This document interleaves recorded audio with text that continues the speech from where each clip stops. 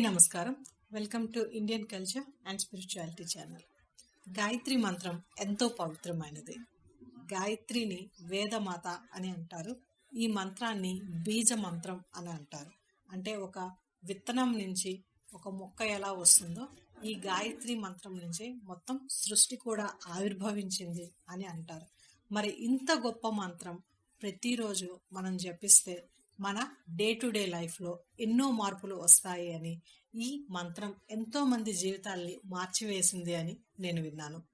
మరి ఇది నేను కూడా ప్రతిరోజు జపిస్తే నా డే టు డే లైఫ్లో ఏమేమి మార్పులు వచ్చాయి అన్నది నేను గమనించాను. ఆ అనుభవాలు మీతో షేర్ చేసుకోవాలని ఈ వీడియో మొదలుపెట్టాను. Let us start the video. ఈ 30 రోజుల్లో నేను గాయత్రి మంత్రాన్ని ప్రతిరోజు 108 సార్లు జపించానండి. నేను ప్రతిరోజు ఉదయం జపించేదాన్ని 108 సార్లు. ఈ 108 సార్లు జపించినప్పుడు నాలో కలిగిన మార్పులు ఏంటో అన్నది ఒక్కొక్కటిగా ఇప్పుడు మీకు వివరిస్తాను. మొదటి వారంలోనే నాకు నా పర్సనాలిటీలోని, నా థింకింగ్లోని చేంజెస్ రావడం నేను మెల్లగా గమనించగలిగాను. సో మొదటిగా నాలో కలిగిన చేంజ్ ఏంటి, ఆ మార్పు ఏంటి అన్నది ఏంటి అంటే, నాలో చురుకుదనం అన్నది బాగా పెరిగింది. బెడ్ మీద ఇంకా ఎక్కువసేపు పడుకోవాలి అనే ఫీలింగ్ మనందరికీ ఉంటుంది కదా. ఇంకొక 10 నిమిషాలు లేకపోతే ఇంకొక పావు గంట పడుకొని లేద్దాం అని మనందరం ఉదయం లేచేటప్పుడు అలానే అనిపిస్తుంది. కానీ ఆ భావన అన్నది నాకు బాగా తగ్గింది. మార్నింగ్ టైం అవ్వగానే నేను లేచేసేదాన్ని, మళ్ళీ పడుకోవాలి అన్న ఆలోచన నాకు ఉండేది కాదు. ఆ రకంగా చురుగ్గా అనిపించేది. రోజంతా కూడా చాలా యాక్టివ్గా అనిపించడం మొదలుపెట్టింది. ఏదో ఒక ఎనర్జీ నన్ను నడిపిస్తున్నట్టు, నాలో చాలా ఎనర్జీ ఉన్నట్టు అనిపించేది. అన్ని పనులు చాలా సులువుగా చాకచక్యంగా చేసుకోవడం మొదలుపెట్టాను. ఇదే నేను గమనించిన మొదటి మార్పు.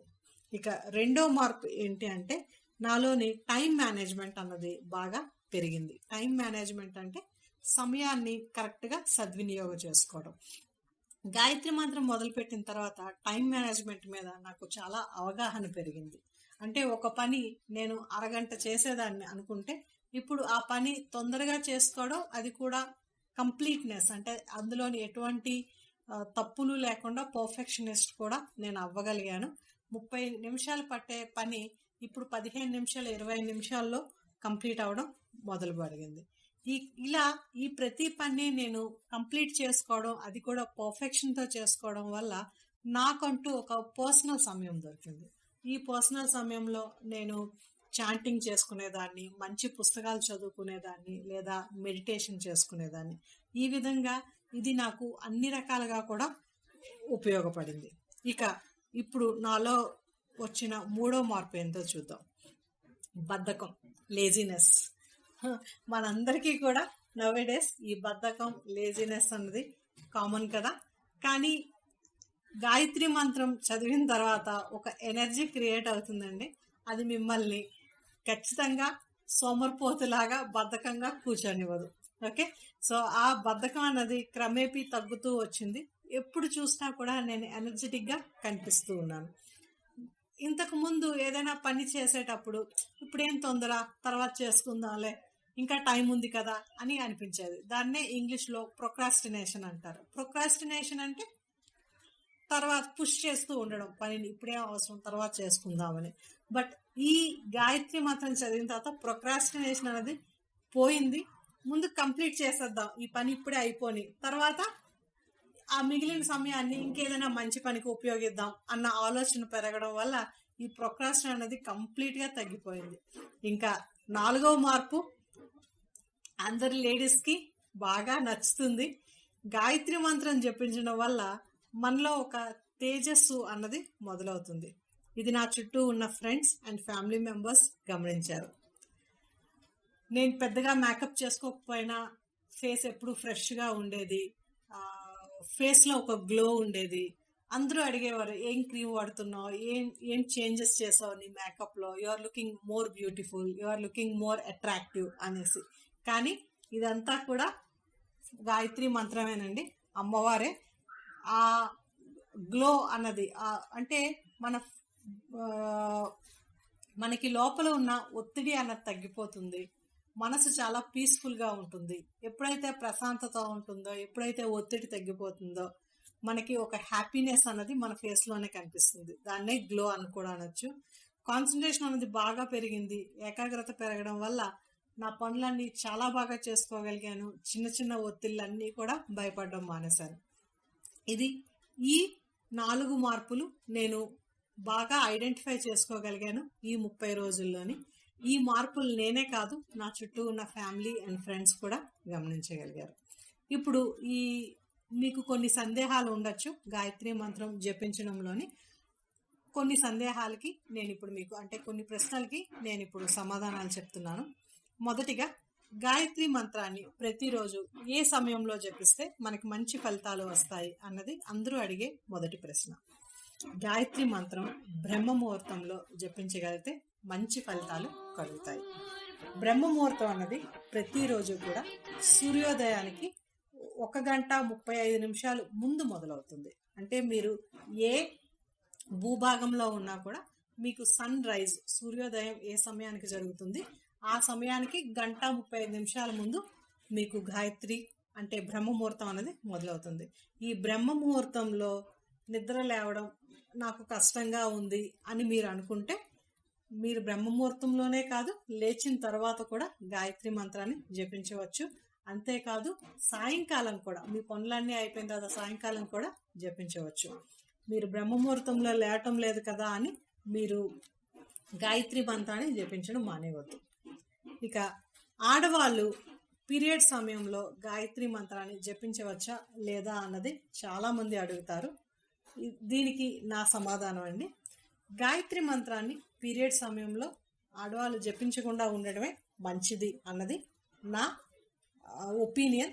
ఎందుకు అంటే గాయత్రి మంత్రం అన్నది ఒక పవర్ హౌస్ లాంటిది. అంటే గాయత్రి మంత్రం మనం జపించాము అంటే ఒక ఎనర్జీ అన్నది మనలో ఉద్భవిస్తుంది.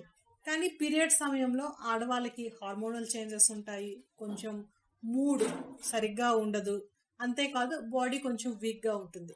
మరి ఇటువంటి సమయంలో గాయత్రి మంత్రాన్ని జపించకుండా ఉండడమే మంచిది. ఇకపోగా గాయత్రి మంత్రాన్ని గట్టిగా అందరికీ వినిపించేటట్టు బిగ్గరగా జపించాలా లేదా మనసులోనే జపించుకోవచ్చా అని చాలామంది అడుగుతూ ఉంటారు. గాయత్రి మంత్రం జపించేటప్పుడు ఆ సౌండ్కి మన బాడీలోని ప్రతి అణువు కూడా కంపిస్తుంది. అంటే ఒక వైబ్రేషన్ క్రియేట్ అవుతుంది. ఈ వైబ్రేషన్ అనేది వెరీ వెరీ పాజిటివ్ వైబ్రేషన్. కానీ గాయత్రి మంత్రాన్ని అందరికీ వినిపించేటట్టు చెప్పాలా లేదా మనసులో చెప్పుకోవాలా అన్నది అది మీకే నేను విడిచిపెడుతున్నాను. ఎందుకు అంటే ఇక్కడ 2 తేడాలు ఉన్నాయి. మొదటిది, మనం గట్టిగా బిగ్గరగా చదువుతూ ఉంటే మనసుకి ఏకాగ్రత అన్నది కుదురుతుంది, మనసు వేరే ఆలోచనల మీద వెళ్ళదు. ఆ రకంగా మనం గాయత్రి అమ్మవారి మీద మనం కంప్లీట్గా కాన్సన్ట్రేట్ అంటే ఏకాగ్రతగా కూర్చొని మనం అమ్మవారిని ధ్యానించుకోవచ్చు. కానీ నాకు ఏకాగ్రతలో ఎటువంటి ప్రాబ్లము లేదు, నేను మౌనంగా చెప్పుకున్నా కూడా నాకు ఏకాగ్రత కుదురుతుంది అనుకుంటే మీరు మౌనంగా కూడా చెప్పుకోవచ్చు. సో ఈ ప్రశ్నకి సమాధానం మీతోనే ఉంది. మీ ఏకాగ్రతను బట్టి మీరు బిగ్గరగా జపించాలా లేదా మనసులోనే జపించాలా అన్నది మీరే నిర్ణయం తీసుకోండి. ఇక ఈ గాయత్రి మంత్రాన్ని ఈ 30 రోజులు నేను ఎలా జపించాను అన్నది నేను ఇప్పుడు మీకు చెప్తున్నాను. ఈ గాయత్రి మంత్రాన్ని ప్రతిరోజు 108 సార్లు ఉదయం 6 గంటల్లో లేదా 5:30 నుంచి 6 గంటలు ఈ సమయంలో నేను ప్రతిరోజు జపించానండి. అంతేకాదు నాకు ఇంకా ఎప్పుడు సమయం దొరుకుతుందో అప్పుడు కూడా గాయత్రి మంత్రాన్ని జపించాను. అప్పుడు నేను కౌంట్ చేసుకోలేదు. సాయంకాలం కమింగ్ బ్యాక్ ఫ్రమ్ ఆఫీస్ అంటే ఆఫీస్ నుంచి ఇంటికి వచ్చేటప్పుడు గాయత్రి మంత్రాన్ని చేసుకుంటూ వచ్చేదాన్ని. అలానే పడుకునే ముందు కూడా గాయత్రి అమ్మవారిని తలుచుకుంటూ గాయత్రి మంత్రాన్ని జపించుకుంటూ పడుకునేదాన్ని. అమ్మవారితో ఈ 30 రోజుల ప్రయాణం చాలా చాలా అద్భుతంగా ఉంది. కళ్ళు మూసుకుంటే అమ్మవారు చాలా అందంగా ఆశీర్వాదిస్తూ కనిపించేవారు. అమ్మని ఇన్నాళ్ళు నేను మిస్ అయ్యానా అన్న ఫీలింగ్ అయితే నాకు కలిగింది. అరే అమ్మని విడిచిపెట్టి నేను ఎందుకు ఇన్నాళ్ళు దూరంగా ఉన్నాను అన్న ఫీలింగ్ కూడా కలిగింది. సో ఇంత గొప్ప గాయత్రి మంత్రాన్ని నేను జీవితాంతం కూడా జపిస్తాను. మీరు కూడా ఒకసారి గాయత్రి మంత్రాన్ని జపించి మీ జీవితంలో ఏ మార్పులు వచ్చాయో నాకు ఈ కమెంట్ సెక్షన్లో చెప్పండి. Thank you so much for watching this video. Please subscribe this channel. Thank you.